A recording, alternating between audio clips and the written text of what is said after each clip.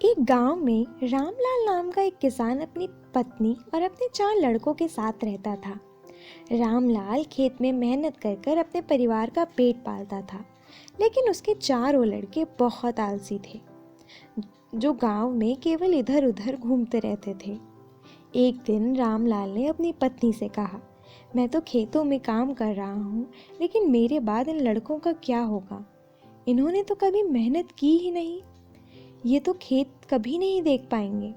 रामलाल की पत्नी ने कहा, धीरे धीरे ये सब अपने काम संभाल लेंगे। समय बीतता गया और रामलाल के लड़के कोई काम नहीं करते थे। एक बार रामलाल बहुत बीमार पड़ गया। काफ़ी दिन तक वो बीमार ही रहा। उसने अपनी पत्नी से कहा कि वो अपने चारों बेटों को बुला कर ले आए।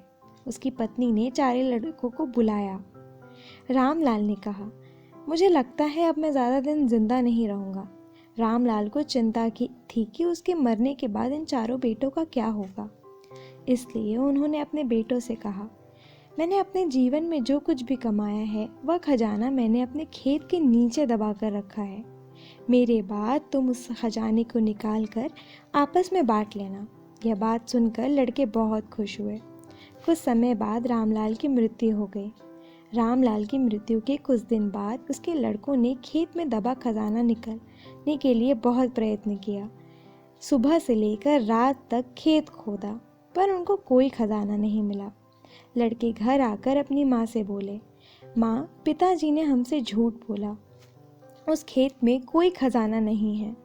माँ ने उनकी बातें सुनकर कहा, तुम्हारे पिताजी ने जीवन में यही घर और खेत ही कमाया है, लेकिन अब तुम खेत खोद ही दिए हो तो उसमें बीज बो दो।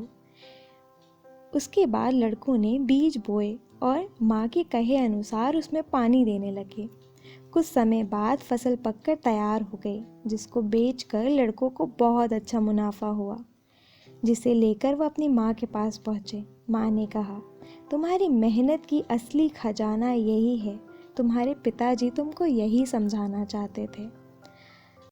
Hey guys, if you like pink and purple stories, hit the like button and never forget to subscribe our channel. Thank you.